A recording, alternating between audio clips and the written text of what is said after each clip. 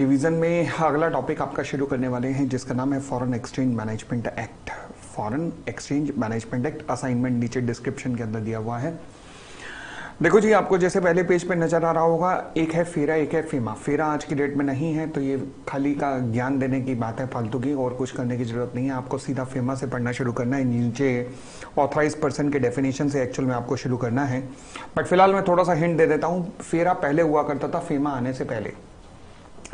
फेरा बहुत ही conservative act हुआ करता था, जो कि फॉरेन एक्सचेंज को हर जगह रोकने का प्रयास करता था कि हम फॉरेन एक्सचेंज का यूज नहीं करने देंगे, यहाँ नहीं करने देंगे, यहाँ नहीं करने देंगे। उसके ऊपर सुधार किया गया और फिर लाया गया फेमा। फेमा ने कहा देखो भाई, ऐसा है, जब जब जरूरत पड़ेगी एक्सपोर्ट इंपोर्ट वगैरह की ट्रांजेक्शन के लिए, तब तक फॉरेन एक्सचेंज का यूज करने दो, क्या दिक्कत है। तो यानी कि फेरा जहां डिफेंसिव एक्ट था, फेमा वहां पर ज्यादा अच्छा एक्ट है।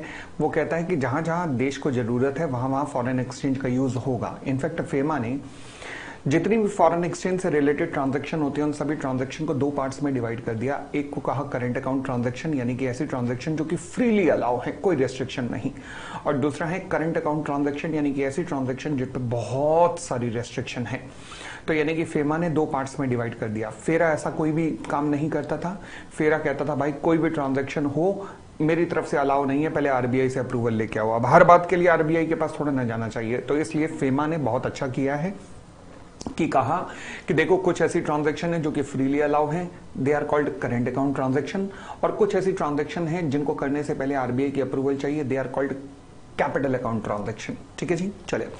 तो अब हम सीधा आते हैं अपने डेफिनेशन पोर्शन के ऊपर, और डेफिनेशन पोर्शन से शुरू करते हैं। डेफिनेशन पोर्शन के अंदर चले जी, डेफिनेशन हमारे पास आती है ऑथराइज्ड पर्सन कौन होता है। सबसे पहले तो यह समझना जरूरी है कि ऑथराइज्ड पर्सन की डेफिनेशन अपन लोग समझ क्यों रहे हैं, मतलब क्या जरूरत क्या है ऑथराइज्ड पर्सन की डेफिनेशन को समझने का। देखो जी, भारत में अगर फॉरेन एक्सचेंज में बात करूं कि फॉरेन एक्सचेंज में डीलिंग कौन कर सकता है, तो क्या साधारण आदमी, ऐसा हो सकता है कि आप नाई के पास बाल कटवाने गए, उसे डॉलर्स में पेमेंट दे आए? नहीं। क्या ऐसा हो सकता है कि आपने घर के लिए ब्रेड पकौड़े खरीदे और पाउंड्स में पेमेंट करके आ रहे हैं? नहीं। तो फिर भारत में फॉरेन एक्सचेंज में जो डीलिंग है वो कुछ लोगों से ही अलाउ है, और जिन लोगों से वो डीलिंग अलाउ है उन्हें कहते हैं ऑथराइज पर्सन। तो ऑथराइज पर्सन मतलब ये वो ऑथराइज पर्सन है जो कि फॉरेन एक्सचेंज में आपके साथ डील कर सकते हैं। अब इसमें कौन कौन आते हैं ऑथराइज पर्सन में? सबसे पहले आता है ऑथराइज डीलर्स। ऑथराइज डीलर्स कौन होते हैं? ये होते हैं आपके बैंक्स। क्या होते हैं? बैंक्स। ये ऑथराइज डीलर होते हैं। अच्छा, फिर इसमें कौन आते हैं? Money changer. मनी चेंजर दो तरीके के होते हैं, एक बड़े वाले मनी चेंजर जिन्हें कहते हैं फुल फ्लेज मनी चेंजर, और एक आरएमसी मतलब रेस्ट्रिक्टेड मनी चेंजर। फिलहाल मनी चेंजर में दोनों आते हैं, फुल फ्लेज और रेस्ट्रिक्टेड दोनों आते हैं। अच्छा, फिर आते हैं ऑफशोर बैंकिंग यूनिट। ऑफशोर का मतलब होता है कोई समुद्र का किनारा, समुद्र के किनारे पे लोकेटेड बैंकिंग की एक यूनिट। ओके, मतलब बड़ी सीधी सी बात, स्पेशल इकोनॉमिक जोन में लोकेटेड बैंक की यूनिट। स्पेशल इकोनॉमिक जोन में लोकेटेड बैंक की यूनिट को हम ऑफशोर बैंकिंग यूनिट कहते हैं। फिर कोई भी और पर्सन जिसे कि फॉरेन एक्सचेंज में अलाउ किया गया है to deal in the foreign exchange और the foreign security, to deal in the foreign exchange और फॉरेन सिक्योरिटी, किसी भी और व्यक्ति जिसको ये अलाउ किया गया है। For example western union money transfer, आपने कई बार नाम सुना होगा, वेस्टर्न यूनियन मनी ट्रांसफर, ठीक है ना।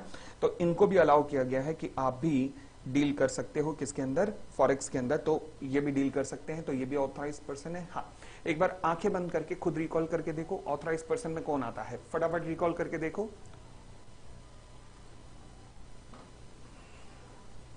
पहला ऑथराइज डीलर, दूसरा मनी चेंजर, चाहे कोई भी हो, बड़े वाले छोटे वाले कोई भी हो, तीसरा offshore banking unit, fourth any other person authorise to deal in the foreign exchange. ठीक हो गई इतनी बात? चले अगली डेफिनेशन पे आते हैं जी। पहले हमारे पास अगली डेफिनेशन जो हमारे लिए रेलेवेंट है वो हम आते हैं, रुको रुको रुको रुको, सबसे पहले हम आते हैं किसकी डेफिनेशन पे? पर्सन की डेफिनेशन पे आइएगा। सबसे पहले मेरे पास पर्सन की डेफिनेशन देखिएगा, नीचे पर्सन की डेफिनेशन दी हुई है आपके पास। ये असाइनमेंट ऑलरेडी अपलोडेड है, ये असाइनमेंट आपके पास ऑलरेडी अपलोडेड है, ध्यान रखना। पर्सन की डेफिनेशन पे आ जाइएगा, पर्सन की डेफिनेशन पर। हाँ जी, हालांकि पेपर के लिए पर्सन की डेफिनेशन इंपॉर्टेंट है, ये एमसीक्यू में पूछी जा सकती है। मैं कहूंगा ना, नील बटा सन्नाटा। Your voice is to low. भाई मनीषा कह रही है आपकी आवाज कम है। क्या ये मनीषा को ही फील हो रहा है ऐसी बात, या आप सबको फील हो रही है? प्लीज कंफर्म करेंगे। भाई ये जो वॉइस लो वाला है, ये कंप्लेन मनीषा की है या बाकी सबकी है? प्लीज कंफर्म करोगे जरा।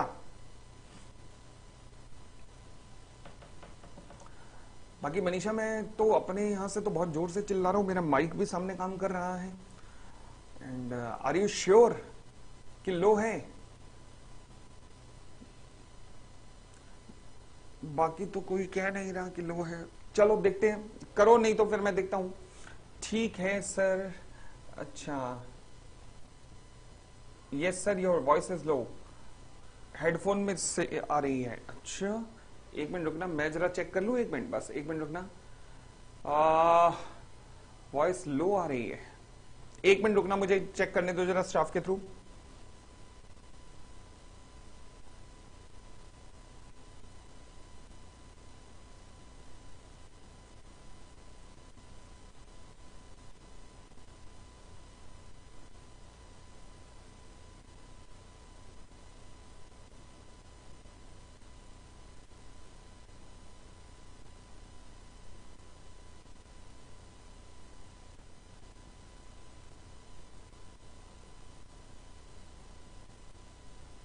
देखो, अब देखो, अब कर दिया गया है। आई होप अब ठीक होगी, अब देख लो। चलिए जी, कर दिया गया पीछे से। हाँ जी, आगे बढ़ते हैं। तो पर्सन, सवाल उठा पर्सन की डेफिनेशन क्या पेपर के लिए रेलेवेंट है? नहीं, ज्यादा रेलेवेंट नहीं है और ना ही एमसीक्यू में आने के चांस है। फिर भी करवा इसलिए रहा हूं कि ठीक है, चलो कोई दिक्कत नहीं, क्योंकि पर्सन रेजिडेंट इन इंडिया अगली डेफिनेशन है, तो उससे पहले पर्सन की डेफिनेशन देख लेनी चाहिए। पर्सन में क्या क्या आता है? Person person person person person person person. हाँ जी, पर्सन में आते हैं इंडिविजुअल, पर्सन में एचयूएफ, जो आपके दिमाग में आ रहा है, company, firm, association of person और बॉडी ऑफ इंडिविजुअल, चाहे इनकॉर्पोरेशन हुआ हो या ना हुआ हो, कोई भी, और artificial judicial person. Artificial judicial person यानी कि जो एक सेपरेट लीगल एंटिटी है लॉ की नजर में, कौन होते हैं? For example trust, Shirdi trust, Vaishno Devi trust, ये सब not falling with in any of the पिछले क्लॉजेस के अंदर। और कोई, अच्छा, सबसे ज्यादा रेलेवेंट है मेरे लिए 7th पॉइंट, कहता है जी कोई भी एजेंसी, ऑफिस और ब्रांच ओन्ड और कंट्रोल्ड बाय सच पर्सन। दोबारा बोलो, एजेंसी, ऑफिस और ब्रांच ओन्ड और controlled bye such person. For example, अगर मैं कहूं कि पोपली गारमेंट्स लिमिटेड, मेरा हेड ऑफिस था कहां पर? दिल्ली के अंदर, और मेरी ब्रांचेस थी, ब्रांचेस कहां कहां पर थी? लिखने की जरूरत नहीं है प्लीज, लिखने की जरूरत नहीं है। मेरी ब्रांचेस थी यूपी के अंदर, मेरी ब्रांचेस थी बिहार के अंदर, मेरी ब्रांचेस थी वेस्ट बंगाल के अंदर, और मेरी ब्रांचेस थी महाराष्ट्र के अंदर। तो अगर मैं आपसे पूछूं कि बताइए कितने पर्सन आपके सामने खड़े हैं, तो आप क्या कहेंगे? कितने पर्सन खड़े हैं? आंसर इज 5, क्योंकि 1 2 3 4 5। यही फेमा की खास बात है। फेमा क्या कहता है? कहता है आपकी हर एजेंसी या ऑफिस या ब्रांच जो कि आप ओन्ड और कंट्रोल्ड करते हैं, वो भी एक सेपरेट पर्सन मानी जाती है in the eyes of FEMA. ठीक हो गई इतनी बात? सबसे खास बात इस पूरी डेफिनेशन में बस यही है। चलिए, बाकी अदरवाइज इस डेफिनेशन के आने की जरूरत नहीं है।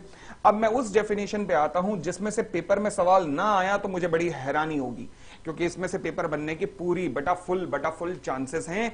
नाम है person resident in India. Okay, इससे पहले कि मैं person resident in India discuss करूं, मजेदार डेफिनेशन है पर्सन रेजिडेंट आउटसाइड इंडिया, जो एकदम इसके नीचे है। देखिएगा, पर्सन रेजिडेंट आउटसाइड इंडिया क्या होता है। ओके, देखो जी, मैंने अभी आपको बताया था कि जहां पर फेरा के अंदर सिटीजनशिप के कॉन्सेप्ट को जोड़ दिया जाता था, वहीं फेमा के अंदर रेजिडेंशियल स्टेटस को जोड़ दिया जाता है कि रेजिडेंशियल स्टेटस इंपॉर्टेंट है, इंपॉर्टेंट है, इंपॉर्टेंट है। ठीक है जी। तो फिर अब क्या कहता है? फॉरेन एक्सचेंज मैनेजमेंट एक्ट कहता है कि रेजिडेंशियल स्टेटस इंपॉर्टेंट है, तो 2 लोग होंगे, एक होगा पर्सन रेजिडेंट इन इंडिया और एक होगा person resident outside India. Okay, अब पर्सन रेजिडेंट आउटसाइड इंडिया क्या होता है? ये एक ऐसा व्यक्ति है जो कि पर्सन रेजिडेंट इन इंडिया नहीं है, यानी कि हर वो व्यक्ति जो पर्सन रेजिडेंट इन इंडिया नहीं है, वो पर्सन रेजिडेंट आउटसाइड इंडिया है। I hope clear. चलिए, तो सवाल उठा पर्सन रेजिडेंट इन इंडिया क्या है? यही तो कहानी में ट्विस्ट है, यही तो मजा है। हाँ जी, पर्सन रेजिडेंट इन इंडिया क्या होता है? देखो जी, पहली बात कहता है पर्सन रेजिडेंट इन इंडिया का मतलब है कि एक ऐसा व्यक्ति जो कि इंडिया में रहता है for more than 182 days during the preceding financial year. ओ, दोबारा बोलो मेरे साथ, एक बार मन में दोबारा बोलो।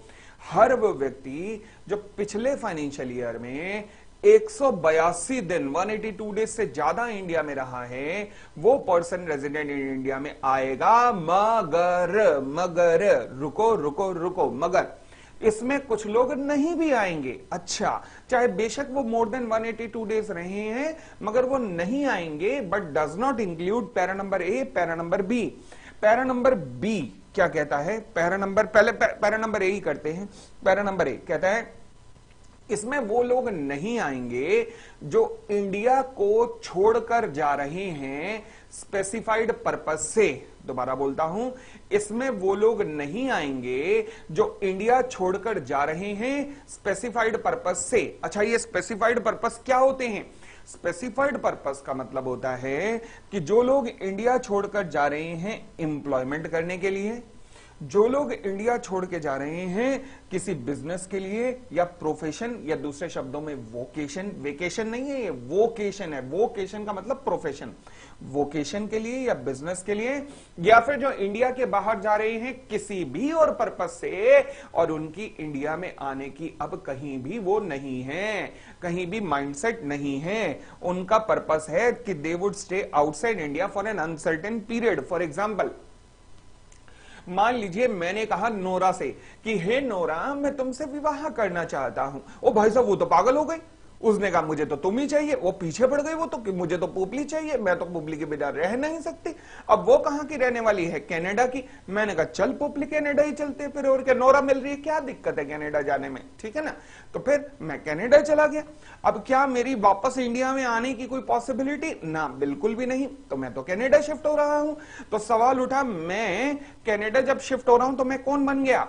लॉ कहता है चाहे व्यक्ति, चाहे अब मुझे 182 दिन से ऊपर देखना ही नहीं है जी। हाँ, लॉ कहता है मुझे नहीं देखना 182 दिन से ऊपर। जैसे ही पोपली तूने भारत की धरती से कदम रखा, भारत की धरती से बाहर कदम रखा, किस लिए? एम्प्लॉयमेंट के लिए, बिजनेस के लिए, वोकेशन के लिए, या फिर किसी भी और पर्पस के लिए जहां तू परमानेंट जाना चाहता है, तू पर्सन रेजिडेंट इन इंडिया नहीं रहा तो पर्सन रेजिडेंट आउटसाइड इंडिया बन जाएगा। बोलो समझ आया कि नहीं? बोलो हाँ।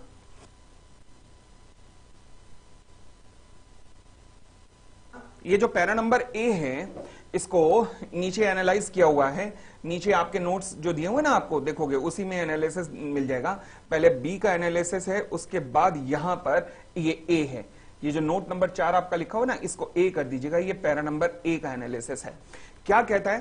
कहता है जी, अगर कोई व्यक्ति स्पेसिफिक पर्पस से, like business, vocation, marriage, employment, India left करता है, जिस दिन उसने इंडिया छोड़ा उसी दिन, अच्छा वो कहते हैं सर पीडीएफ डाउनलोड नहीं हो रहा। कोई दिक्कत नहीं, मैं डाउनलोडेबल में सुबह करवा दूंगा। पवन, अभी पहले यहां ध्यान दे दो। अभी तो आपके, अगर मुझसे पढ़े हो तो मेरे बुक ओपन कर लो, अगर मुझसे नहीं पढ़े तो फिर किसी भी टीचर की बुक ओपन कर लो, कोई दिक्कत नहीं है। स्टडी मटेरियल ओपन कर लो, कॉन्सेप्ट तो सेम ही है ना, कॉन्सेप्ट समझना। हाँ जी, अब दोबारा समझना, मैं दोबारा से बोल रहा हूं। अगर मान लीजिए पीआरआई इंडिया छोड़ के जा रहा है इन स्पेसिफिक पर्पस से, जिस दिन इंडिया से गया इन पर्पस के लिए, उसी दिन वो कौन बन जाएगा? Person resident outside India on the day he left. समझ आ गई बात? ओके। परंतु अगर मान लीजिए आप इंडिया के बाहर जा रहे हो अदरवाइज पर्पस से, तो फिर हमें कोई प्रॉब्लम नहीं है। फिर हमारी 182 डेज की कंडीशन के हिसाब से हम चलेंगे। फिर हम मोर देन 182 डेज की कंडीशन के हिसाब से ही चलेंगे। इतनी बात क्लियर हो गई? अगली बात सुनना जी। अब मैंने कहा ये तो तब हो गया पैरा नंबर ए, जब इंडिया के बाहर जा रहा है। अब मान लीजिए इंडिया के बाहर से कोई आ रहा है तो क्या होगा? कोई आ रहा है तो क्या होगा? तो फिर ऊपर से दोबारा पढ़ना शुरू करना। कहता है पर्सन रेजिडेंट इन इंडिया का मतलब है जो कि पिछले फाइनेंशियल ईयर में मोर देन 182 डेज इंडिया में रहा है, बट उसमें इंक्लूड नहीं होगा। क्या इंक्लूड नहीं होगा? वो व्यक्ति जो कि इंडिया में आया है, वो व्यक्ति जो कि इंडिया में आया है वो इंक्लूड नहीं होगा। अगर इंडिया में आया है अदरवाइज देन मतलब इन पर्पसेस के अलावा किसी पर्पस से आया है तो वो भी पर्सन रेजिडेंट इन इंडिया नहीं कहलाएगा। इन पर्पसेस के अलावा आया है तो वो पर्सन रेजिडेंट इन इंडिया नहीं है। इसका मतलब अगर इन पर्पसेस से आया है तो वो पर्सन रेजिडेंट इन इंडिया है। हां, बात पकड़ लो, ये मेरी ध्यान से सुनना। इन पर्पसेस के अलावा आया तो तू पर्सन रेजिडेंट इन इंडिया नहीं है, बट इन पर्पसेस के साथ आया तो तू पर्सन रेजिडेंट इन इंडिया है। ओह ओके, आइएगा एनालिसिस देखिए, एनालिसिस देखिए, ये देखो जी। हाँ जी, क्या कहता है? कहता है अगर कोई भी विदेशी व्यक्ति इंडिया आया, किस लिए आया? किस लिए आया? ये लो जी, स्पेशल पर्पस से आया। स्पेशल पर्पस रिकॉल करो मेरे पास, मेरे साथ, मैं तुम्हारे कहने पे लिखना शुरू कर रहा हूं। एम्प्लॉयमेंट के लिए आया, अच्छा, और बोलो बिजनेस के लिए आया, और बोलो वोकेशन के लिए आया, और बोलो कोई भी अनसर्टेन पीरियड के रहने के लिए आया। तो अगर तो आप इन पर्पसेस से आए, अच्छा, जिस दिन आपने भारत की धरती पे कदम रखा उसे दिन आप पर्सन रेजिडेंट इन इंडिया कहलाओगे। बात समझ आई? Become person resident in India on day on which he entered India। बात समझ आ गई? और अदरवाइज अगर कोई PROI, कोई विदेशी व्यक्ति, PROI का मतलब पर्सन रेजिडेंट आउटसाइड इंडिया, अगर कोई person resident outside India in purpose के अलावा किसी और पर्पस से इंडिया आता है, ना, पर्सन रेजिडेंट इन इंडिया नहीं बनोगे तुम, पर्सन रेजिडेंट इन इंडिया नहीं बनोगे। अब ये तो हो गया जी, मतलब हमने लिख लिया, बस कर लिया, मगर तब तक मजा नहीं आएगा जब तक इसके ऊपर सवाल ना करें। तो आइए कुछ सवाल में एक दो यहीं पे कराने पड़ेंगे, तभी कॉन्सेप्ट स्ट्रांग होगा, तभी हम आगे बढ़ पाएंगे। तो पहले देखिएगा मेरे साथ एक दो सवाल। हाँ जी, ध्यान से पढ़िएगा। कहते हैं mister A had resided in India during the financial year 99-2000 for less than 183 days। 99-2000 में 183 दिन से नीचे इंडिया में रहा है। He had come to India on 1st of April 2000 for employment। ओए अच्छा, what would be his residential status during the financial year 2000-2001? किस लिए आया इंडिया? स्पेशल पर्पस से। कोई विदेशी बाहर से इंडिया आया है, तो पैरा नंबर ए में कवर हुए या बी में? पैरा नंबर बी में कवर हुए। ओके, पैरा नंबर बी में कवर हुए। किस लिए आए हो? एम्प्लॉयमेंट के लिए। एम्प्लॉयमेंट के लिए आए हो तो फिर PRI बन जाओगे। यस, किस दिन? जिस दिन एंटर्ड हुए। 182 डेज की कंडीशन देखने का ही नहीं।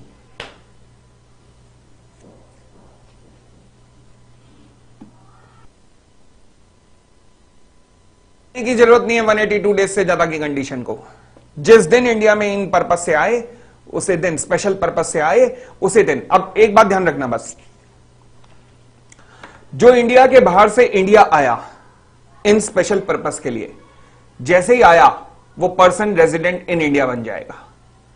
जो इंडिया से इंडिया के बाहर गया इन स्पेशल पर्पस से, जैसे ही गया वो पर्सन रेजिडेंट आउटसाइड इंडिया बन जाएगा। क्लियर एकदम? चलिए अब देखिएगा। लो जी, तो मिस्टर ए, कौन है मिस्टर ए? आपको स्टेटस बताना है 2000-2001 का। भाई साहब 1 अप्रैल 2000 को एम्प्लॉयमेंट पर्पस से इंडिया में आया है ये। क्या मैं कह सकता हूं with effect from 1 April 2000 he shall be person resident in India? पूरे साल के लिए फिर पर्सन रेजिडेंट इन इंडिया है, क्योंकि बाहर तो दोबारा गया ही नहीं वो। समझ आ गई बात?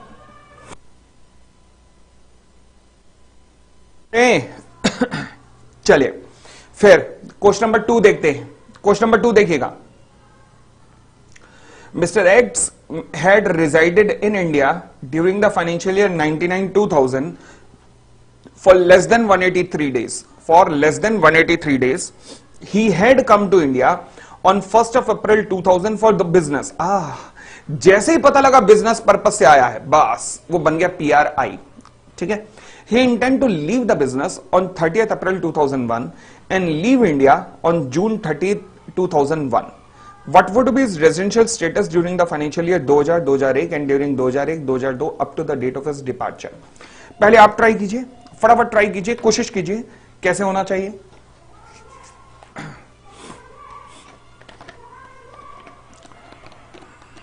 मैं 2 क्वेश्चन कराऊंगा अभी, बाकी क्वेश्चन आंसर सारे के सारे कल सुबह ही अपलोड करवा दूंगा COC के चैनल पर। ये जो वीडियो आप देख रहे हैं ना, इसी के नीचे, वीडियो के नीचे MCQ प्लस क्वेश्चन आंसर जो कल डिस्कस होने हैं वो अपलोड हो जाएंगे। ठीक है, इसी वीडियो के नीचे। फिर इसके लिए कल रिवीजन की वीडियो तो सेपरेट आएगी अपने टाइम पे, ये जो आती है 8:30 बजे, वो तो आएगी, ये 5 दिन आएगी। बट प्रॉब्लम एंड सॉल्यूशन की वीडियो अलग से अपलोड होगी आपको। ठीक है, समझ गए? तो खुद करके देखना प्रॉब्लम एंड सॉल्यूशन, कल हम डिस्कस करेंगे कि इस पे बेस्ड क्वेश्चन और MCQ कैसे कैसे बन सकते हैं। चलो जी, आई होप देख लिया आपने। चलिए देखते हैं आगे।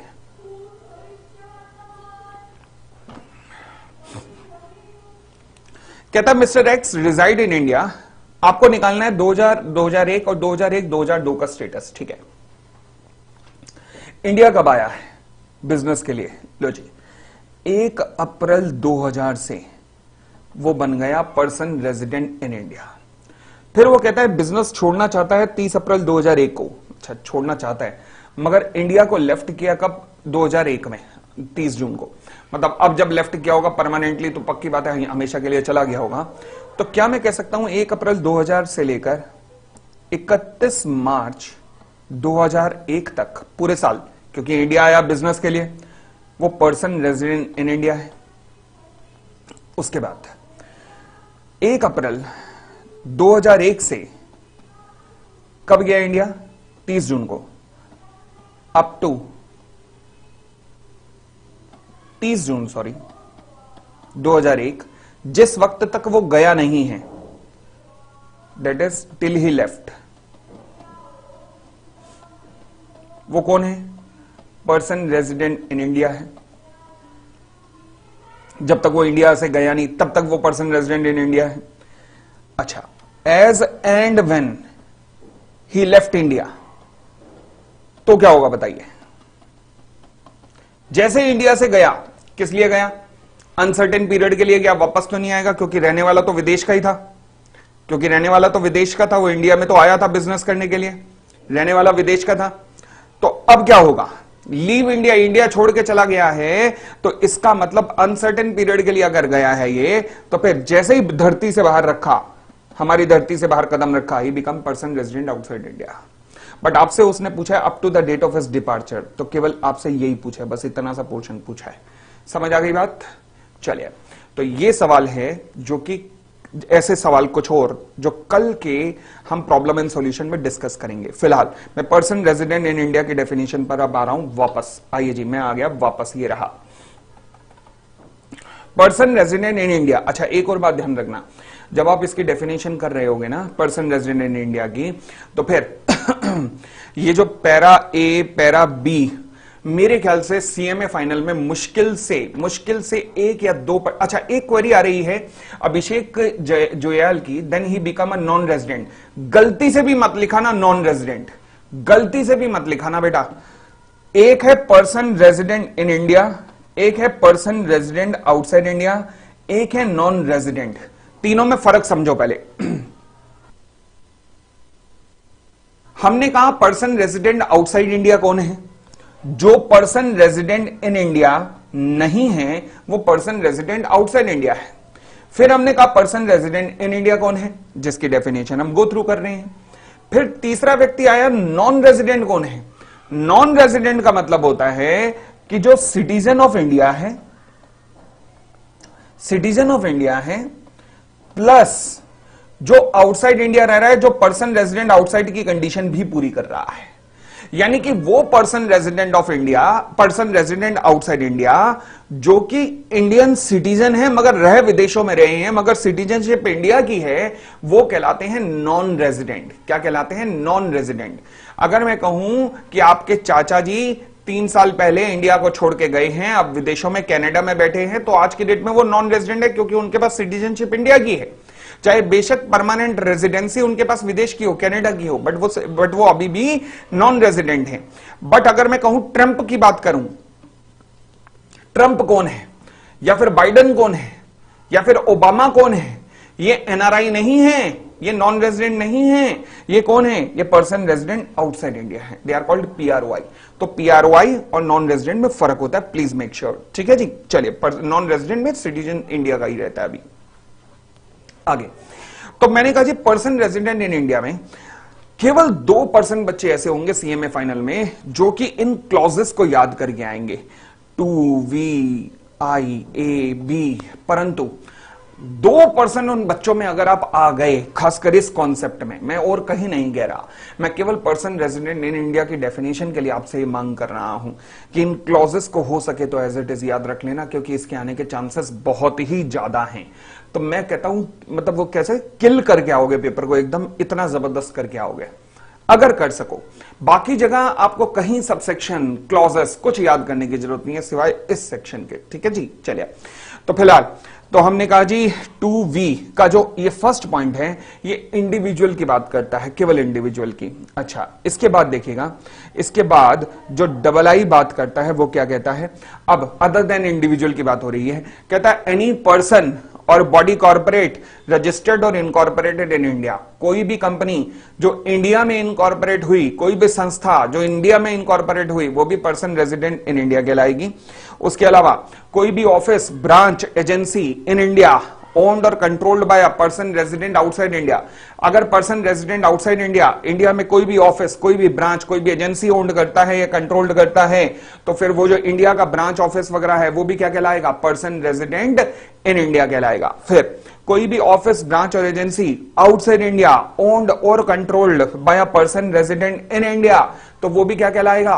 पर्सन रेजिडेंट इन इंडिया कहलाएगा। सर ये क्या हो गया? सर ये तो गुंजल मुंजल हो गई सारी। कोई दिक्कत नहीं, आपके सामने एग्जांपल दे रहा हूं, मुझे बताइएगा II में आ रहा है, II में आ रहा है, III में आ रहा है, या IV में आ रहा है?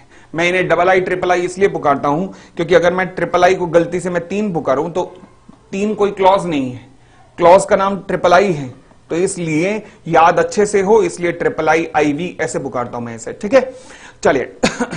अगर आप गलती से लिखाएं 2VII की जगह लिखाएं 2, तो सेक्शन पूरा कट जाएगा आपका। तो इसलिए हमें अच्छे से याद करना चाहिए ना, 2VII, तो इसलिए ऐसा कहता हूं मैं। ठीक है, चले। अब आपके सामने एक एग्जाम्पल प्रस्तुत करता हूं मैं, रुक जाना। या क्लास के बच्चों को करवाया था मैंने, तो ये वही असाइनमेंट है जो क्लास के बच्चों को नोटिंग करवाई थी। हाँ देखो जी, ये रहा एग्जाम्पल।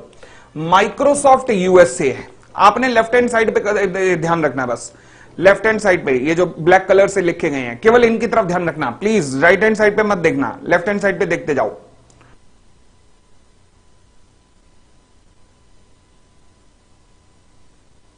माइक्रोसॉफ्ट USA, अगर मैं माइक्रोसॉफ्ट USA की बात करूं तो क्या है जी?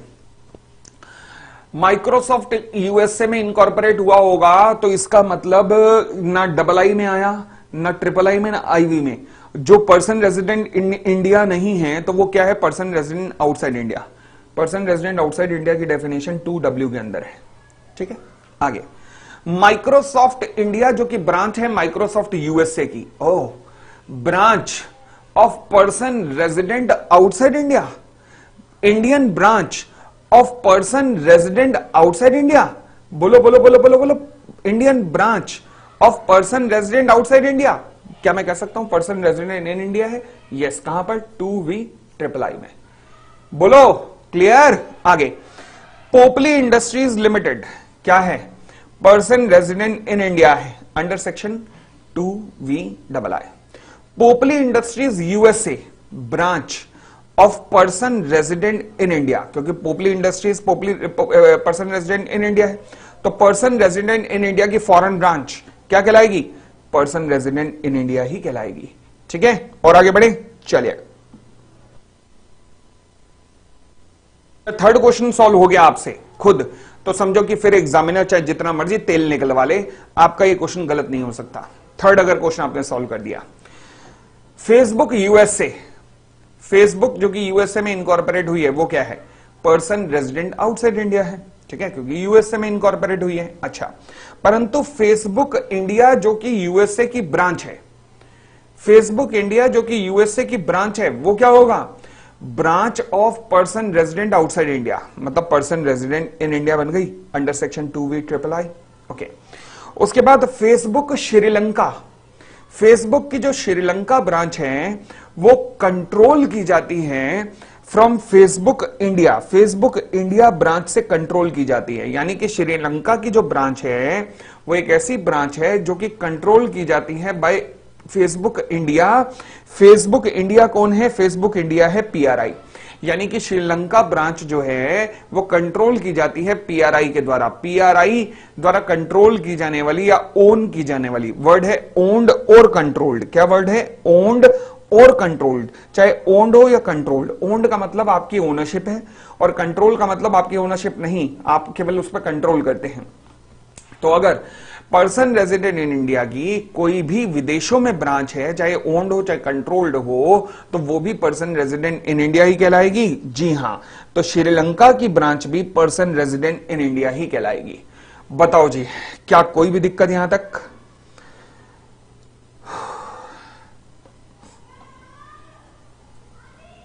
क्लियर है? आगे बढ़ सकता हूं भाई? बढ़ सकते हैं, आगे बढ़ सकते हैं।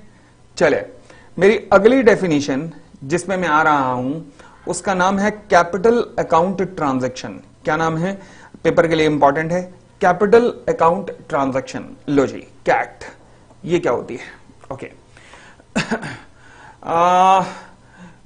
2016 का भी रिवीजन है, 2016 में भी, क्योंकि ये टॉपिक है तो आप भी बैठ सकते हो, कोई दिक्कत नहीं, टॉपिक का कंटेंट सेम है। चले सुनिएगा, ये मैंने आपको क्लास के शुरू में बताया था कि पूरे फेमा को इस तरीके से बनाया गया अब कि आज की डेट में दो ट्रांजैक्शन में बांटा गया है। एक होती है वो ट्रांजैक्शन जो कि अलाउड है, अब अलाउड है, जैसे मर्जी करो, कोई दिक्कत नहीं, उन्हें कहते हैं करंट अकाउंट ट्रांजैक्शन। फिर एक वो ट्रांजैक्शन जिनके ऊपर बहुत रेस्ट्रिक्शंस हैं, उनको क्या कहते हैं, कैपिटल अकाउंट ट्रांजैक्शन। तो अब मैं कैपिटल अकाउंट ट्रांजैक्शन की डेफिनेशन ही करने जा रहा हूं। कैपिटल अकाउंट ट्रांजैक्शन क्या होता है? कहता है जी, capital account transaction means a transaction, okay, which alter the asset और liability including the contingent liability outside India of a person resident in India. हाँ, दोबारा रिकॉल करो, पर्सन रेजिडेंट इन इंडिया की अगर एसेट या फिर liability including contingent liability outside India अगर किसी भी हालत में इंक्रीज होती है या डिक्रीज होती है तो ये क्या कहलाती है, कैट। अब इसका उल्टा करो, पर्सन रेजिडेंट आउटसाइड इंडिया की अगर कोई एसेट या लायबिलिटी इन इंडिया, क्योंकि पर्सन रेजिडेंट आउटसाइड इंडिया है, इन इंडिया अगर कोई भी एसेट या लायबिलिटी ऊपर या नीचे जाती है, ऊपर या नीचे जाती है, तो ये भी क्या कहलाएगी, कैट। अब दो फर्क देखो जी। पहला, पर्सन रेजिडेंट इन इंडिया के लिए क्या देखना है, एसेट और लायबिलिटी आउटसाइड इंडिया, अगर उनमें कोई भी चेंज हुआ तो कैट है।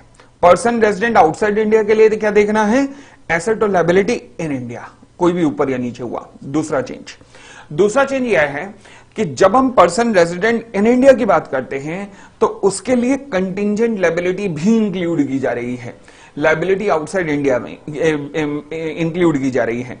परंतु जब मैं पर्सन रेजिडेंट आउटसाइड इंडिया की बात करता हूं तो उसकी केवल लायबिलिटी इन इंडिया है, उसकी कंटिजेंट लायबिलिटी इन इंडिया नहीं देखी गई, उसकी कंटिजेंट लायबिलिटी इन इंडिया की बात नहीं की गई।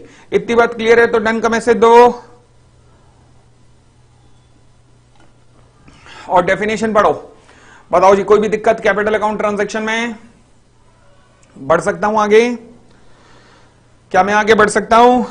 चलो जी चलो, नेक्स्ट कैपिटल, अच्छा इसके पीछे एक और लाइन भी दी हुई है, हालांकि ये लाइन आज की डेट में सेक्शन में है बट उसका अब कोई रेलेवेंस नहीं है क्योंकि सेक्शन 6 सबसेक्शन 3 में कुछ लिखा हुआ था जो कि अब हट चुका है लॉ से, तो ये लाइन का अपने आप में कोई इंपॉर्टेंस नहीं है, बट क्योंकि डेफिनेशन में लिखी हुई है तो लिख सकते हो कि इट इंक्लूड द ट्रांजेक्शन, जो कि सेक्शन 6 क्लॉज 6 सबसेक्शन 3 में रेफर्ड है, बट आज की डेट में सेक्शन 6 सबसेक्शन 3 में कुछ भी रेफर्ड नहीं है, सब डिलीट हो चुका है। चले उसके बाद में आता हूं अगली डेफिनेशन पे जिसका नाम है करंट अकाउंट ट्रांजेक्शन। क्या नाम है इसका?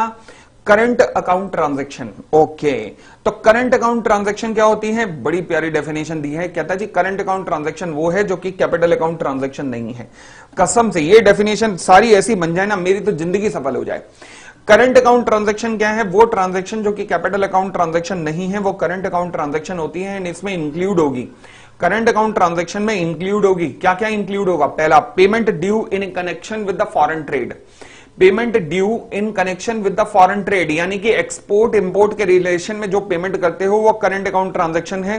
फिर और कोई भी current business services, short term banking या क्रेडिट फैसिलिटीज के लिए जो पेमेंट करते हो वो सब भी क्या होगा? करंट अकाउंट ट्रांजैक्शन में होगा। Short term banking and credit facility का कोई example? For example overdraft,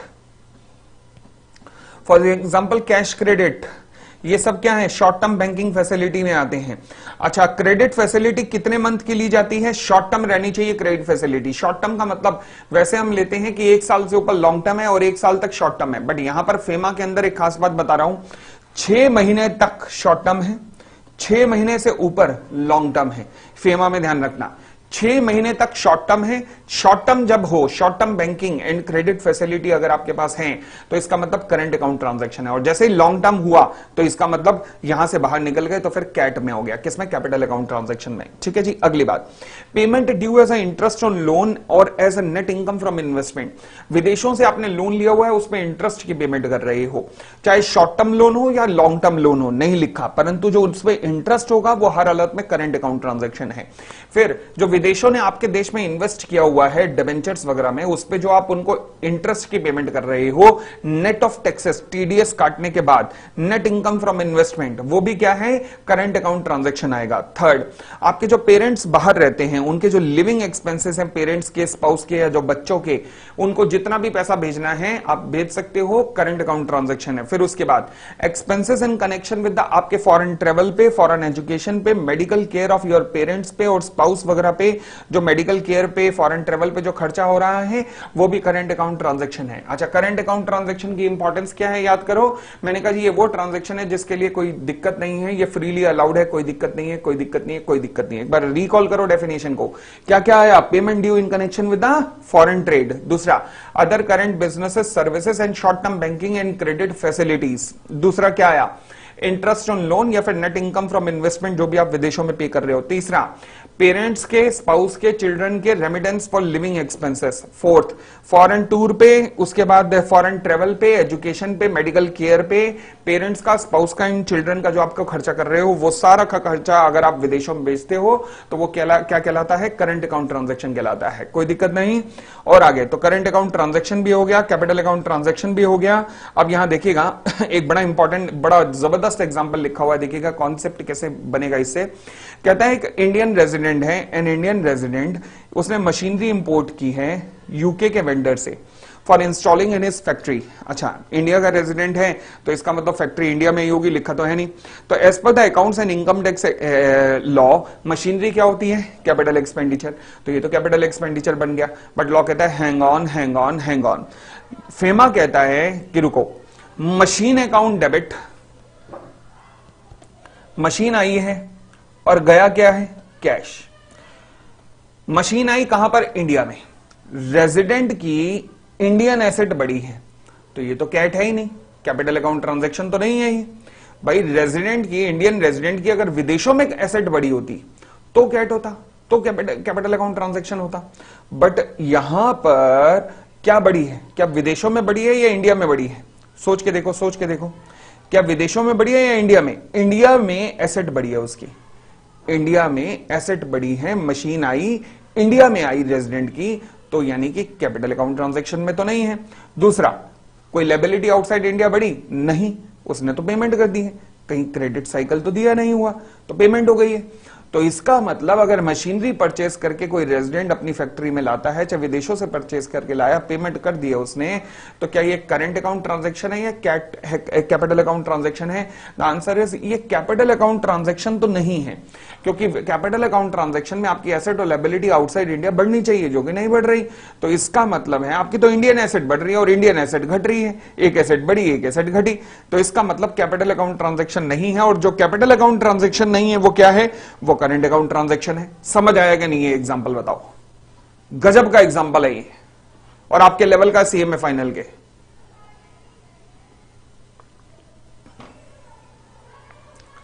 clear? तो विदेशों से मशीनरी परचेस करके इंडिया में लाए हो अपने पास, तो वो क्या है? कैपिटल अकाउंट ट्रांजैक्शन नहीं है, वो करंट अकाउंट ट्रांजैक्शन है, क्योंकि आपके विदेशों में एसेट लायबिलिटी कुछ भी नहीं बढ़ा। चलिए, चाहे बेशक इनकम टैक्स वगैरह में कैपिटल अकाउंट कैपिटल एक्सपेंडिचर है, बट हमें कोई फर्क नहीं पड़ता ना। आगे अगला एग्जांपल, वो भी धासु है, ध्यान से सुनना, वो भी बहुत धासु है। कहता है Indian resident import machinery from a vendor in UK, import किया है machinery from a vendor in UK for installing in his factory on a credit period of 3 month. हाँ, ये फंस गया आप। वो कहता है क्रेडिट पीरियड है, मगर कितने का है? 3 महीने का। यार 3 महीने का क्रेडिट पीरियड, 6 महीने का शॉर्ट टर्म बैंकिंग और क्रेडिट फैसिलिटी, सब की सब करंट अकाउंट ट्रांजैक्शन कहलाती है। अच्छा, कहता है as per the income tax and income accounts and income tax law, ये दोनों के दोनों क्या होते हैं भाई? ये तो कैपिटल एक्सपेंडिचर है, मशीन आई है। बट फेमा क्या कहता है? फेमा कहता है कि मशीन आई है मगर आई तो इंडिया में है और रेजिडेंट की आई है, तो कोई एसेट लायबिलिटी आउटसाइड इंडिया बढ़ी नहीं। हाँ, लायबिलिटी आउटसाइड इंडिया बढ़ी है, बट वो 3 महीने की लायबिलिटी है। और short term banking and credit facility क्या आता है? वो करंट अकाउंट ट्रांजैक्शन के डेफिनेशन में आता है। तो ये भी क्या हो गया? करंट अकाउंट ट्रांजैक्शन हो गया। ये भी क्या हो गया? करंट अकाउंट ट्रांजैक्शन, क्योंकि क्रेडिट पीरियड कितना है? 3 महीने का। अब सपोज अगर मैं कहूं क्रेडिट पीरियड 3 महीने का नहीं, 6 महीने से ज्यादा का है, तो क्या होगा? हाँ, अगर 6 महीने से ज्यादा का है तो फिर ये कैपिटल अकाउंट ट्रांजैक्शन कह सकते हो इसे, क्योंकि फिर जो है आपकी लायबिलिटी आउटसाइड इंडिया का जन्म हो चुका है। ठीक है जी? तो यानी कि अगर 6 महीने से ज्यादा का है credit period, if the credit period is in excess of 6 month, तो वो लोन है और वो कैट में चला जाएगा, कैपिटल अकाउंट ट्रांजैक्शन में चला जाएगा। ओके ओके, क्लियर हो गई इतनी बात भी? बढ़ सकते हैं जी, आगे आते हैं, आगे आते हैं, आगे आते हैं। अब ये 3 डेफिनेशंस करने के बाद अब हम बेसिकली और आगे बढ़ रहे हैं थोड़ा सा, और अब हमारे पास एक सेक्शन आया जिसका नाम है, आगे बढ़ते जाइएगा, आपके लिए जो रेलेवेंट है आप सेक्शन बहुत, वो है सेक्शन नंबर 3। सेक्शन नंबर 3 क्या कहता है जी? सेक्शन नंबर 3 पढ़ते हैं जी। Section number 3, section number 3, section number 3।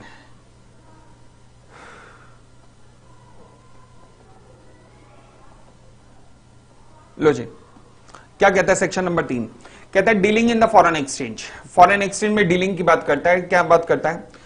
कहता है जी save as otherwise provided in this act rule regulation of the order made thereunder. अब ये लाइन ही अपने आप में इतनी खतरनाक है, पूछो मत। इस लाइन का मतलब क्या है? इस लाइन का मतलब है कि देखो जी, जब तक इस एक्ट के अंदर या रूल के अंदर या रेगुलेशन के अंदर या किसी ऑर्डर के अंदर कुछ और ना लिखा गया हो, तब तक वो अप्लाई होगा जो यहां लिखा है। दोबारा बोलूं, save as otherwise provided in this act rule regulation order made thereunder, यानी कि अगर इस एक्ट में, इस रूल में, इस एक्ट के अंदर किसी रूल में, किसी रेगुलेशन में या फिर आरबीआई के द्वारा पास किए गए किसी ऑर्डर के अंदर अगर कुछ और लिखा है तो वो और अप्लाई होना शुरू हो जाएगा। बट अगर कुछ और नहीं लिखा है तो फिर ये अप्लाई होगा जो यहां लिखा है। और यहां क्या लिखा है? पहली बात, no person shall deal in और ट्रांसफर एनी फॉरेन एक्सचेंज और foreign security to any person जो कि ऑथराइज पर्सन नहीं होगा। कोई भी व्यक्ति ना तो कोई फॉरेन एक्सचेंज या फॉरेन सिक्योरिटी किसी ऐसे को देगा या डील करेगा जो कि ऑथराइज पर्सन नहीं है। मतलब ऑथराइज पर्सन के अलावा आप किसी से भी फॉरेन सिक्योरिटी या फॉरेन एक्सचेंज में डील नहीं करोगे। क्या ये पॉसिबल है? क्या विद फैमिली खाना खाने के लिए गए, डिनर पे गए और पेमेंट डॉलर्स में करके आए, क्या ये पॉसिबल है? नहीं। आपने जिसको पेमेंट दी वो क्योंकि वो ऑथराइज पर्सन नहीं है, तो इसलिए वो आप पेमेंट नहीं कर सकते। यानी कि डॉलर्स में पेमेंट कभी भी करोगे तो केवल ऑथराइज पर्सन को करोगे। दूसरा, मेक पेमेंट टू और for the credit of any person resident outside India in any manner.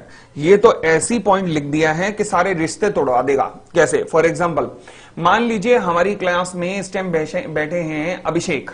अभिषेक के चाचा जी आए यूएसए से, और अभिषेक बड़ा खुश था और गवर्नमेंट ढोल पे ढोल बज रहे थे। अभिषेक बड़ा खुश था, चाचा जी आए हैं। अब चाचा जी को लेने के लिए अभिषेक गया, कल सुबह टैक्सी पकड़ी, चाचा जी को लिया टैक्सी से और घर वापस लाया। अब जैसे ही घर आया, अभी रात को ही, क्योंकि अभिषेक ने फेमा की क्लास की थी, अभी फेमा दिमाग में ही था। टैक्सी से उतरते ही टैक्सी वाले ने कहा सर भाड़ा। चाचा जी ने कहा अभिषेक भाड़ा दे दे। चाचा जी ने कहा, अभिषेक का कहना था चाचा जी जान दे सकता हूं, चाचा जी जान दे सकता हूं, जान मांगो जान दे दूंगा मगर भाड़ा नहीं दूंगा। चाचा जी की आंखों में आंसू थे। उन्होंने कहा क्या अभिषेक, यूं यूं तुझे हाथों में खिलाया था मैंने, यूं यूं यूं उछाला करता था तुझे मैं, और आज भाड़ा देने में तुझे दिक्कत आ रही है। अभिषेक ने कहा चाचा जी ये रहा सेक्शन 3, ध्यान से पढ़ो क्या लिखा है। उसमें लिखा है कि कोई भी व्यक्ति पेमेंट नहीं करेगा किसी ऐसे व्यक्ति के बिहाफ पर जो कि आउटसाइड इंडिया का है। चाचा जी मैं चाहकर भी आपके बिहाफ पर टैक्सी का भाड़ा नहीं दे सकता। क्यों? क्योंकि आप पर्सन रेजिडेंट आउटसाइड इंडिया हो।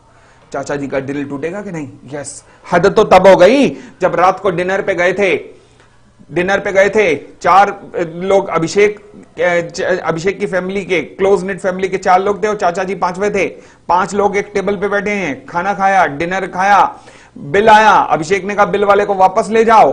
क्यों? क्योंकि इसको 2 पार्ट्स में बना के दो, एक हम चारों का, एक चाचा जी का। अरे चाचा जी को रो रो के बुरा हाल था कि ये भतीजा आया है, वाह मेरा बिल अलग करवा रहा है। आपने फिर अभिषेक ने चाचा जी के आगे सेक्शन 3 रख दिया। चाचा जी पढ़ो, क्या अभिषेक सही कह रहा है? हाँ, लिखा है सेक्शन में कि आप किसी भी पर्सन रेजिडेंट आउटसाइड इंडिया के बिहाफ पर पेमेंट नहीं करोगे। बिल्कुल सही कह रहा है अभिषेक। मगर सर रियल लाइफ में भी ऐसा होता है। देखो रियल लाइफ में क्या है, इस पॉइंट के ऊपर ना कानून में एक रेगुलेशन बनी हुई है जो कहता है कि आप खाने पीने का खर्चा कर सकते हो, बट वो रेगुलेशन हमारे सिलेबस में नहीं है। तो अब लगेगा क्या? ये पॉइंट लगेगा या रेगुलेशन? वो रेगुलेशन लगेगी, क्योंकि सेक्शन ने खुद बोला है कि अगर रेगुलेशन में कुछ और लिखा होगा तो वो लगाओ, और अगर कुछ नहीं लिखा तो ये लगेगा। बट क्योंकि रेगुलेशन में लिखा है कि हाँ जी आप खाने पीने के ब्याह पे चाचा जी मासी जी का खर्चा कर सकते हो, तो कोई दिक्कत नहीं, इस कारण से आप कर सकते हो रियल लाइफ में।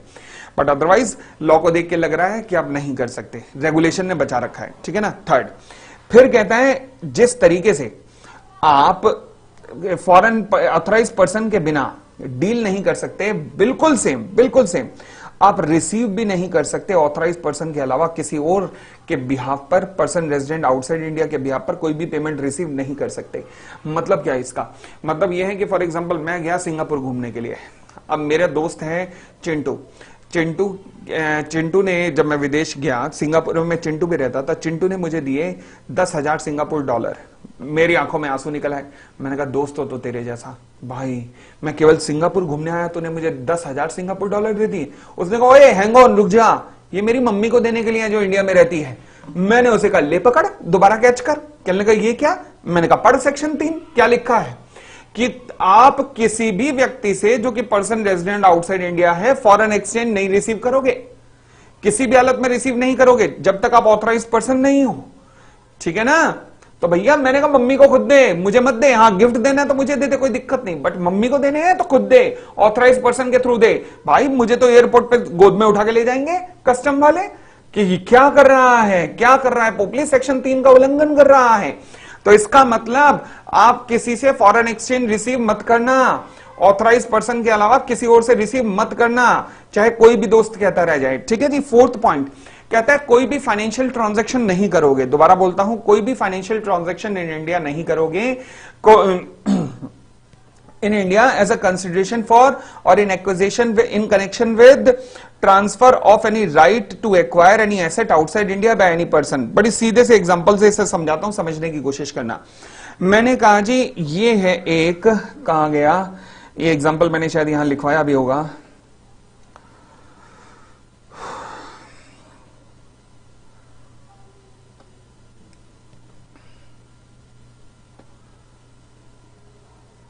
चलो ध्यान से सुनना, मैंने कहा जी ये है इन्फोसिस जो कहां है, इंडिया में, ओके, और ये है रिलायंस जो कहां है, इंडिया में। अच्छा, इन्फोसिस यूएसए, सॉरी, इन्फोसिस की एक प्रॉपर्टी है जो कहां पे है, यूएसए में। तो इन्फोसिस ने क्या किया, अपनी यूएसए में लोकेट प्रॉपर्टी किसको बेच दी, रिलायंस को। अच्छा, रिलायंस इसके बदले में डॉलर्स में पेमेंट कर रहा है, और हमारा लॉ कहता है शर्म करो, शर्म करो, अरे क्या कर रहे हो, खुदा का खौफ तो करो कम से कम, क्या कर रहे हो ये। इन्होंने कहा जी ट्रांजैक्शन कर रहे हैं।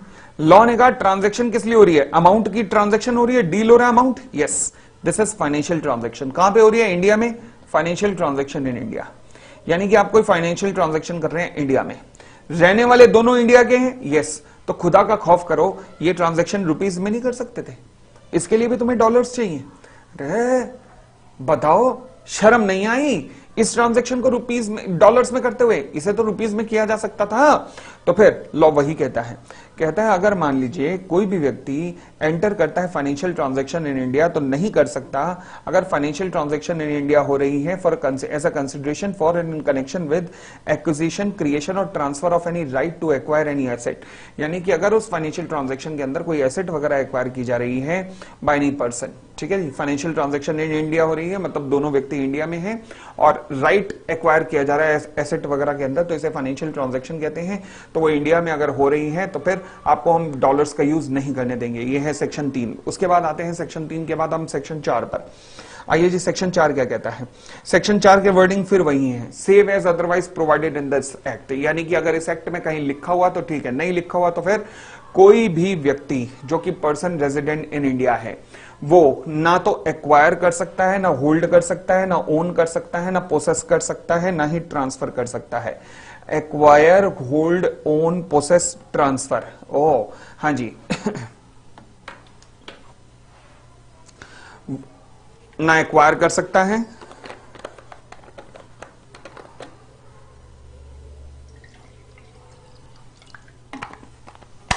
ना ओन कर सकता है, ना ट्रांसफर कर सकता है,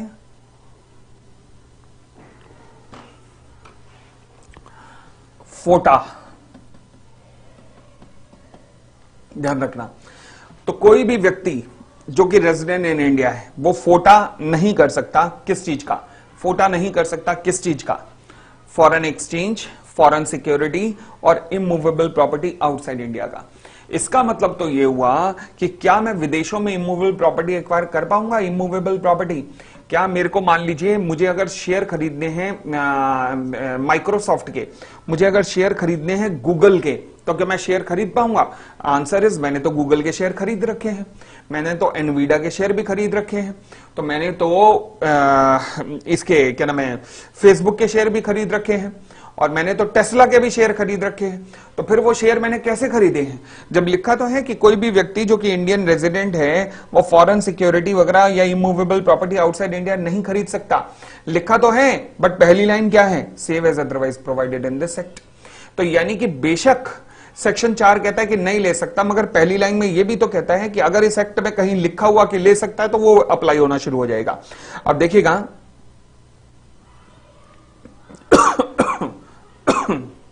यहां पे लिखा हुआ ना कि student are advised to refer section 4 along with section 9।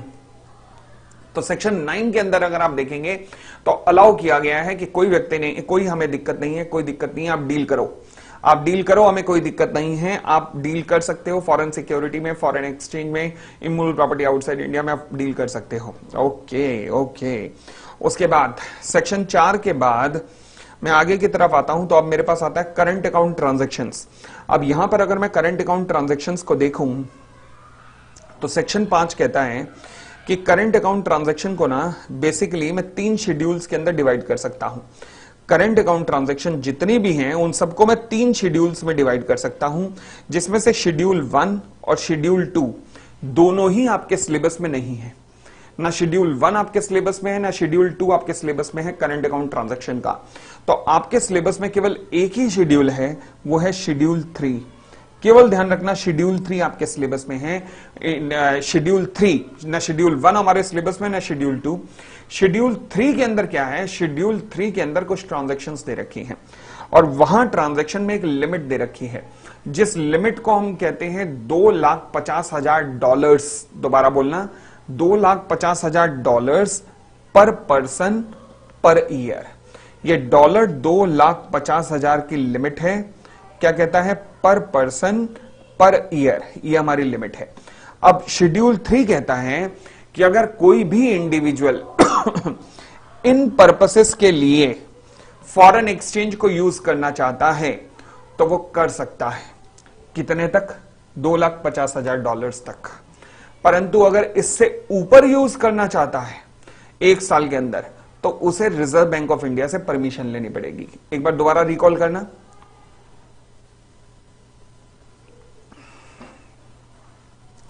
Current account transaction का शेड्यूल 3 कहता है, ये शेड्यूल 3 किस चीज का है, सेक्शन का या रेगुलेशन का? बहुत इंपॉर्टेंट है, ध्यान रखना। Section 5 of foreign exchange management current account transaction amendment rules 2015। ये लाइन अगर आपने ध्यान कर ली तो मतलब मजे आ जाएंगे। अगर ये लाइन आपने ध्यान रख ली, सेक्शन 5 कह रहा हूं, rule number 5 of current account foreign exchange management current account transaction amendment rule 2015 और उसका है शेड्यूल नंबर 3। क्या याद कर पाओगे? थोड़ा सा अंगूठे का निशान देना ताकि मैं समझ जाऊं कि हां जी आज फट्टे चक लेन दे, कुछ कर पाओगे। दोबारा बोलो, rule number 5 of foreign exchange management current account transactions amendment rule 2015 schedule number 3 क्या कहता है कि ये जो सारी ट्रांजैक्शंस दी गई हैं, सारी की सारी ट्रांजैक्शन के लिए आपको $2,50,000 की लिमिट है। अच्छा, $2,50,000 हर एक के लिए है या इन सबके लिए मिलाकर? सबके लिए मिलाकर, सबके लिए मिलाकर $2,50,000 पर पर्सन पर ईयर की लिमिट है। अच्छा, कैसे कैसे आते हैं? Private visit to any country, विदेशों में जा रहे हो हनीमून मनाने के लिए या फिर फैमिली के लिए साथ जा रहे हो। फॉर एग्जांपल, मान लीजिए mister Ram and Mrs Ram और गोद में 2 बच्चे थे, एक 6 महीने का, एक 2 साल का। तो अब बताइए लिमिट कितनी है पूरी फैमिली के लिए? $10 लाख। वो जो 6 महीने का बच्चा है उसकी भी $2.5 लाख की लिमिट है। यस, उसके लिए भी लिमिट है। बात समझ आ गई? तो इंडिविजुअल कितनी $2.5 लाख की लिमिट अवेल कर सकता है इन सभी पर्पस के लिए? कौन कौन सा? Private visit to any country, private visit to any country except Nepal और भूटान। है जी, इसका मतलब यह है कि हम नेपाल और भूटान में ना जाएं? नहीं, लॉ कहता है जाओ, परंतु ये दोनों कंट्री ऐसी हैं जहां पर डॉलर नहीं ले जाने देंगे। क्यों? क्योंकि ये दोनों कंट्री ऐसी हैं जहां पर इंडियन रुपीस चलता है। तो जब इंडियन रुपीस चलता है तो डॉलर क्यों लेके जा रहे हो? तो इसलिए यहां डॉलर ले जाने के लिए की जरूरत नहीं है। फिर उसके बाद गिफ्ट वगैरह के लिए $2.5 लाख की लिमिट है। फिर उसके बाद एम्प्लॉयमेंट पर्पस के लिए आउटसाइड इंडिया जा रहे हो, कोई दिक्कत नहीं, $2.5 लाख की लिमिट है। उसके बाद सबके लिए मिलाकर है इमिग्रेशन। इमिग्रेशन का मतलब है आप विदेशों में सेट होने जा रहे हो, ठीक है ना। जैसे आजकल पंजाब में कोई भी अगर 12th पास करता है या ग्रेजुएशन पास करता है ना, तो एक ही चीज कहते हैं, अप्पा ते चले कनाडा। कनाडा भी नहीं, कनाडा आ जाते हैं वो। तो इसलिए वो किस पर्पज से जा रहे हैं? इमिग्रेशन पर्पज से जा रहे हैं, परमानेंट सेट होने जा रहे हैं। फिर maintenance of the close relative abroad, विदेशों में आपका कोई माता पिता, स्पाउस, बच्चे वहां हैं। फिर बिजनेस ट्रेवल करने के लिए जा रहे हो, किसी ट्रेनिंग के लिए जा रहे हो, या फिर मेडिकल एक्सपेंसेस इनकर हो रहे हैं, चेकअप करवाने के लिए जा रहे हो, अटेंडेंट के रूप में जा रहे हो, मेडिकल चेकअप, मेडिकल ट्रीटमेंट के लिए जा रहे हो, तो फिर इन सब पर्पज से जा रहे हो तो भी $2.5 लाख की कवर होगा। फिर मेडिकल ट्रीटमेंट के लिए जा रहे हो, सर ऊपर भी तो मेडिकल चेकअप वगैरह था, तो फिर इन दोनों में फर्क क्या है? देखो जी, अगर कोई ब्लड टेस्ट कराने जा रहे हो या डॉक्टर को दिखाने जा रहे हो तो इसका मतलब आप मेडिकल एक्सपेंसेस मीट करने जा रहे हो, मेडिकल एक्सपेंसेस। परंतु मैं कहता हूं आपका उपचार चलेगा वहां पे लंबा, तो फिर ये मेडिकल ट्रीटमेंट में हो गया, ठीक है जी। फिर फिर स्टडीज अब्रॉड, ऑक्सफोर्ड, हार्वर्ड ऐसी यूनिवर्सिटीज में पढ़ने जा रहे हो तो कोई दिक्कत नहीं है, और इसके अलावा कोई भी और करंट ट्रांजैक्शंस। अब दोबारा से रिकॉल करो, ये वो सारी ट्रांजैक्शंस हैं,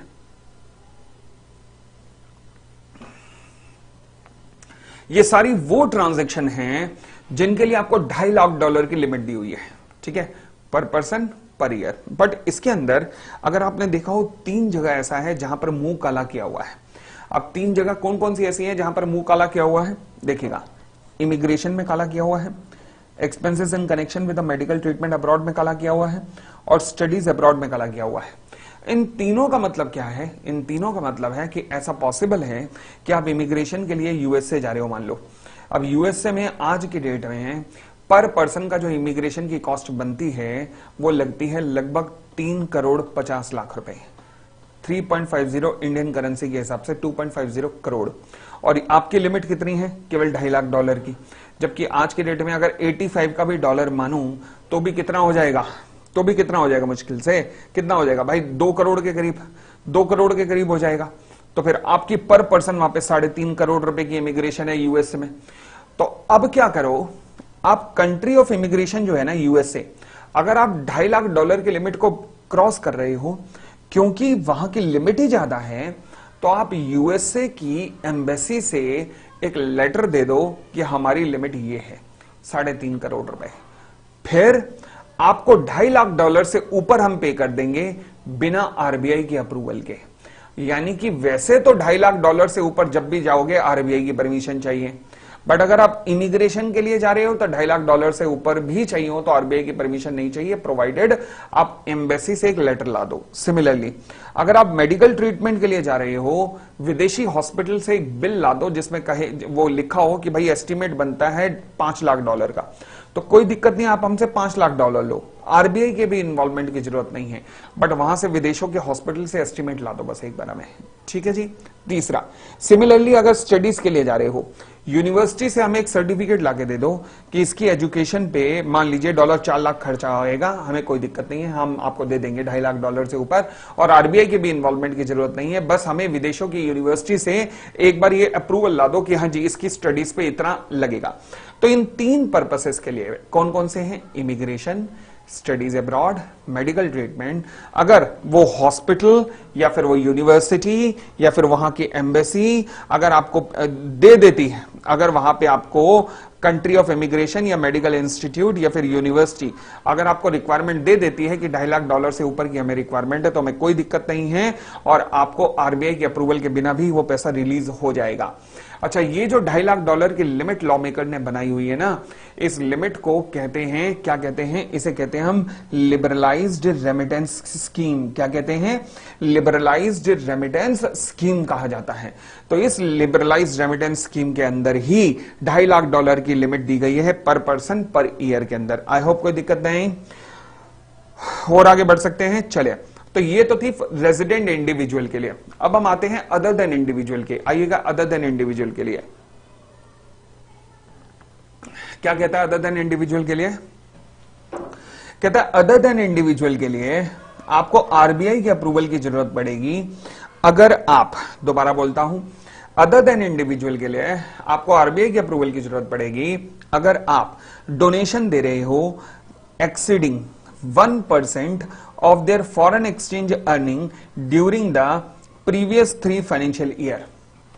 अगर आप पिछले 3 साल की फॉरेन एक्सचेंज अर्निंग, जितनी भी फॉरेन एक्सचेंज अर्निंग जो आपके पिछले 3 साल में हुई है, पिछले 3 साल में जो फॉरेन एक्सचेंज अर्निंग हुई है उसको जोड़ लो। जोड़ना है, ध्यान रखना, क्या हर ईयर का इंडिविजुअल नहीं देखना, जोड़ना है। उसको जोड़ के उसका 1% कर दो।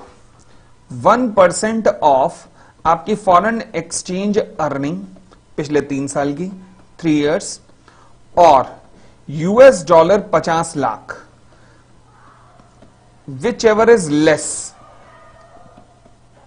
अगर आप इतने तक की डोनेशन दे रहे हो मुझे कोई दिक्कत नहीं है, परंतु अगर आप इसके ऊपर दे रहे हो तो मुझे आरबीआई की अप्रूवल की जरूरत है। ठीक है जी। सेकंड, अगर मान लीजिए आपका कहीं रेजिडेंशियल फ्लैट है या कमर्शियल प्लॉट है इंडिया के अंदर, आपका ये जो प्लॉट या फ्लैट बिकवा रहा है वो है कोई एजेंट जो कि अब्रॉड में बैठा है। आप उसकी सर्विसेज के बदले में आप उसे कमीशन पे कर रहे हैं, और कमीशन पे कर रहे हैं अगर $25,000, या फिर जब इंडिया में बेचोगे तो रेमिटेंस आएगी इंडिया में, तो 5% of inward remittance, which ever is less नहीं है, मोर, इन दोनों में से जो भी ज्यादा है, अगर उस अमाउंट तक भी पे कर रहे हो मुझे कोई दिक्कत नहीं है, मगर उस अमाउंट से ज्यादा पे कर रहे हो तो फिर आपको आरबीआई की अप्रूवल की जरूरत पड़ेगी। ठीक हो गई बात। तीसरी ट्रांजैक्शन पे आते हैं। अगर मान लीजिए आप कोई कंसल्टेंट हायर कर रहे हो विदेशों से किसी इंफ्रास्ट्रक्चर प्रोजेक्ट के लिए, तो उसे $1 करोड़ तक भी दे सकते हो, आरबीआई की अप्रूवल की जरूरत नहीं है। पर अदर देन कंस्ट्रक्शन के लिए, अगर अदर देन इंफ्रास्ट्रक्चर के लिए आप $10 लाख तक पे कर सकते हो बिना आरबीआई की अप्रूवल की जरूरत के, और उससे ऊपर आपको आरबीआई की अप्रूवल की जरूरत पड़ेगी। फिर उसके बाद अगर मान लीजिए आपने कंपनी का इनकॉर्पोरेशन किया, तो कंपनी के इनकॉर्पोरेशन में कुछ प्री इनकॉर्पोरेशन एक्सपेंसेस होते हैं जो पहले प्रमोटर इनकर करते हैं और बाद में कंपनी अपने प्रमोटर्स को रीपे करती है, रीइंबर्समेंट करती है।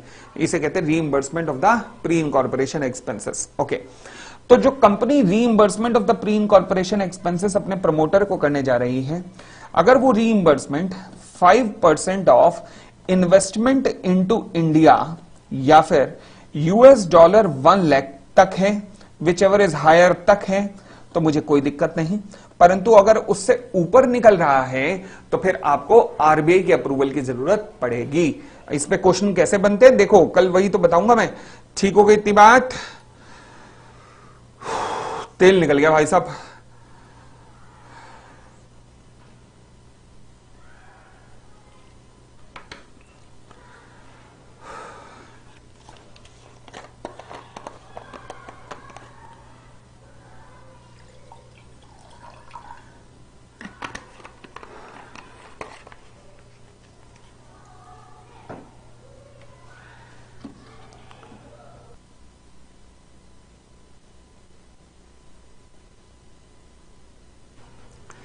ठीक है जी, पढ़ सकते हैं आगे।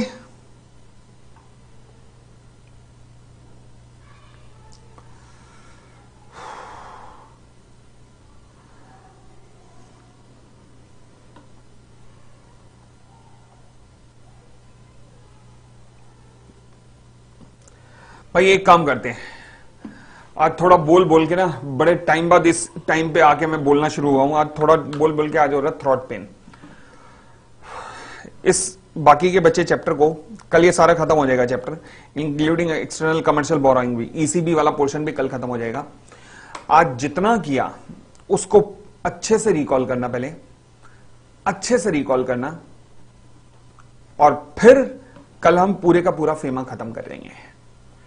ठीक है जी, तो अपन लोग मिलेंगे। अच्छा, कल की क्लास का एक और खास फीचर बताऊं, कल जब तक फेमा खत्म नहीं होगा तब तक क्लास चलती रहेगी।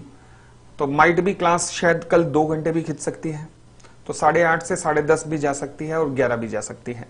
तो इस बात की तैयारी करके आना कल। ठीक है, चलिए, तो आज जो थोड़ा हमारे 15 मिनट छूटे हैं वो कल कवर अप करेंगे। आज ज्यादा ही तेल निकल गया मेरा। चलो जी, कल करते हैं हम। 2 या 2.5 घंटे तक रिवीजन जा सकती है, मगर कल फेमा कल ही कल में खत्म होगा। Thank you, bye bye, take care, खुश रहिए, खुश रहिए।